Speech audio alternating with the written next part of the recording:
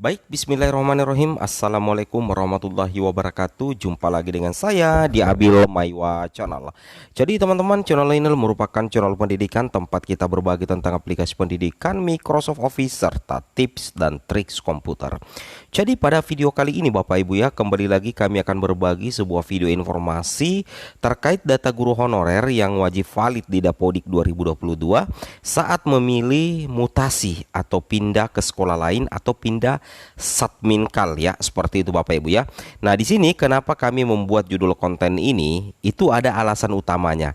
Kami membuat judul konten ini karena banyak sekali Bapak Ibu guru yang mempertanyakan di kolom komentar ya terkait mutasi pindah ke sekolah lain ya. Saat memilih pindah sekolah induk, artinya Bapak Ibu pindah dari sekolah induk yang satu ke sekolah induk yang lain. Berarti nantinya Bapak Ibu dimutasi. Seperti itu Bapak Ibu ya, khusus untuk guru honorer calon peserta P3K guru ya, seperti itu Bapak Ibu ya. Nah, sebelum kita lanjut, Bapak Ibu yang baru menemukan channel kami yang sangat sederhana ini, silahkan tekan saja tombol subscribe-nya dan aktifkan lonceng notifikasinya agar setiap hari Bapak Ibu bisa mendapatkan informasi terbaru dari kami. Seperti itu Bapak Ibu ya. Jadi ini banyak sekali mempertanyakan ya terkait mutasi, pindah, data-data yang harus valid pada saat kita pindah apa-apa saja. Nah, di sini kami akan mencoba memberikan penjelasan atau kita kupas tuntas melalui video pada malam hari ini. Oke, kita langsung saja to the point Bapak Ibu ya, ke informasinya.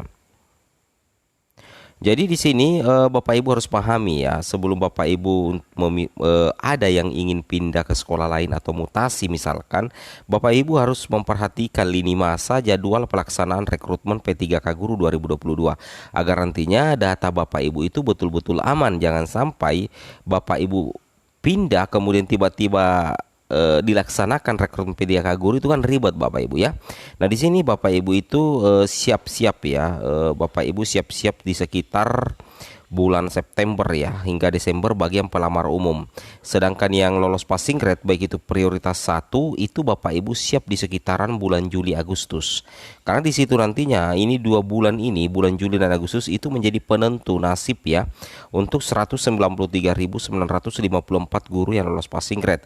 Kenapa? Karena itu dampak dari rakor teknis bersama Pemda Bapak Ibu ya, seperti itu. Nah, mudah-mudahan saja nantinya di bulan Juli dan Agustus itu Pemda mengajukan formasi yang maksimal sehingga nantinya guru-guru yang sudah lolos passing grade itu bisa diakomodir ya untuk mengisi istilahnya kuota formasi, seperti itu Bapak Ibu ya. Oke, kita langsung lanjut lagi ke inti kita, bahwasanya data-data yang harus valid pada saat Bapak Ibu dimutasi. Yang pertama itu tentunya ini Bapak Ibu ya, sekolah induk. Pastikan Bapak Ibu ya, ketika Bapak Ibu pengajuan mutasi di dinas melalui operator sekolah ke operator kabupaten, ketika Bapak Ibu sudah pindah, datanya sudah pindah ke sekolah yang baru, terutama ini ya eh, calon CPPK 2022 ya, calon ASN ya. Seperti itu Bapak Ibu harus perhatikan ya sekolah induknya, jangan sampai di sini terdeteksi dua. Ketika sekolah induk Bapak Ibu itu terdeteksi dua, ini sangat berbahaya. Itu sering terjadi pada saat kita dimutasi ya dari sekolah yang satu ke sekolah yang lain melalui aplikasi Dapodik. Itu terkadang jumlah terdeteksinya itu dua. Ini yang harus langsung Bapak Ibu cek ketika Bapak Ibu pindah ke sekolah yang lain. Cek di Dapodik operator ya, seperti itu Bapak Ibu ya. Itu yang harus diperhatikan. Kemudian status validasinya, apakah sekolah induk Bapak Ibu itu yang baru sudah valid. Nah, jangan sampai tidak induk di situ. Nah, seperti itu ya. Jadi ini yang pertama, validasi sekolah induk yang baru. Kemudian berikutnya Bapak Ibu ya, ini juga yang harus Bapak Ibu perhatikan adalah status kepegawaian Bapak Ibu guru sekalian. Bagi Bapak Ibu guru, guru honorer ataupun ASN P3K yang guru ASN ya, bukan P3K ya, guru PNS dengan guru honorer, Bapak Ibu harus memperhatikan status kepegawaian ketika dimutasi. Jangan sampai status kepegawaiannya itu berubah. Misalkan di sekolah A itu status kepegawaiannya honorer negeri, kemudian dimutasi atau dipindahkan ke sekolah B misalkan ternyata berubah menjadi guru honorer sekolah, kan itu rugi namanya Bapak Ibu ya.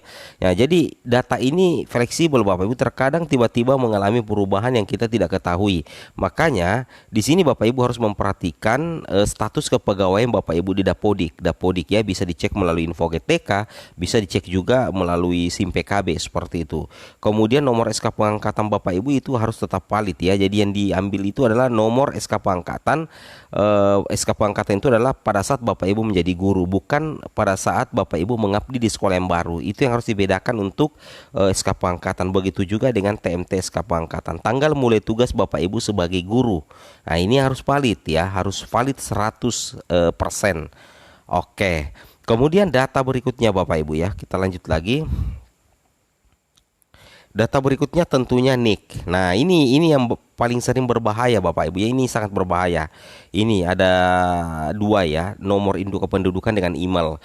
Biasanya saya bahas dulu email ya. Biasanya kalau email itu ketika kita dimutasi ke sekolah yang lain, biasanya tidak semuanya kejadian ini, tetapi kebanyakan biasanya emailnya itu tiba-tiba tidak terverifikasi lagi Bapak Ibu ya. Saya ulangi, tidak terverifikasi lagi. Jadi solusinya adalah operator akan memverifikasi lagi dengan cara mengirim kode token ke email Bapak Ibu. Jadi pastikan email Dapodik Bapak Ibu itu harus aktif dan bisa menerima pesan, dan Bapak Ibu bisa buka email itu baik di Android ataupun di laptop. Seperti itu ya. Karena nantinya biasanya, mudah-mudahan tidak terjadi ya, tapi biasanya ketika kita dipindahkan atau dimutasi, biasanya email itu ikut tidak terverifikasi. Tiba-tiba saya seperti itu ya. Ini yang berbahaya. Kemudian NIK, nomor induk kependudukan. Ketika database Bapak Ibu itu dimutasi, kan ketika Bapak Ibu dipindahkan, otomatis database Bapak Ibu itu akan pindah juga. Nah, terkadang NIK itu tiba-tiba merah Bapak Ibu atau invalid. Di mana invalid? Tentunya di verbal ya. Invalid di verbal. Ini yang sangat berbahaya ya menurut saya. Karena kenapa? NIK itulah yang penentu Bapak Ibu bisa ikut seleksi P3K nantinya. Jadi betul-betul ya, kalau perlu ini yang diperiksa pertama kali. Cara ceknya adalah Bapak Ibu cek di verbal PTK ya. Itu loginnya operator ya. Jadi Bapak Ibu minta agar operator sekolah segera ya mengecek data verbal Bapak Ibu ketika baru-baru Bapak Ibu dimutasi atau dipindahkan dari sekolah yang satu ke sekolah induk yang lain. Seperti itu ya, karena ditakutkan jangan sampai nicknya itu bermasalah. Seperti itu ya. Nah, jadi nomor induk kependudukan dan email. Ini email juga ini sering kejadian ya. Ketika dimutasi, emailnya tiba-tiba dari centang hijau menjadi silang merah. Ini jadi wajib untuk diverifikasi ulang oleh operator. Salah satu syarat untuk memverifikasi email yaitu tentunya adalah mengirim pesan ya, token ya, dari pada saat kita meminta token ke email. Nah, otomatis Bapak Ibu harus bisa login ke Gmailnya ya, Gmail. Bapak Ibu harus bisa login ke Gmail, karena banyak sekali kejadian guru-guru tahu emailnya tetapi tidak bisa login karena mungkin password yang salah atau memang emailnya jarang dibuka sehingga tiba-tiba dinonaktifkan oleh providernya Google. Seperti itu Bapak Ibu ya. Nah, ini yang diperhatikan, nomor induk kependudukan, KTP ya, email, seperti itu. Kemudian kita lanjut lagi Bapak Ibu ya. Berikutnya adalah jumlah jam mengajar. Misalkan di sekolah induk Bapak Ibu itu yang dulu itu jumlah jam mengajar Bapak Ibu 12 jam.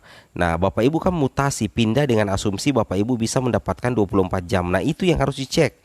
Jangan sampai Bapak Ibu mengharap 24 jam, ternyata di sekolah barunya tidak 24 jam di Dapodik.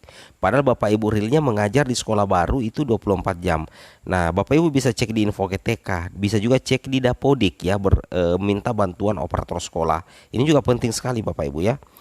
Oke, kemudian kita lanjut lagi. Nah, data verbal ya, data NUPTK. Nah, pastikan data NUPTK Bapak Ibu itu valid ya. Ketika Bapak Ibu dimutasi, jangan sampai NUPTK-nya ada yang klaim atau NUPTK-nya itu bermasalah. Ini yang berbahaya sekali juga ya. Oke, mungkin cukup sampai di sini informasi dari kami. Lebih dan kurangnya mohon dimaafkan. Assalamualaikum warahmatullahi wabarakatuh.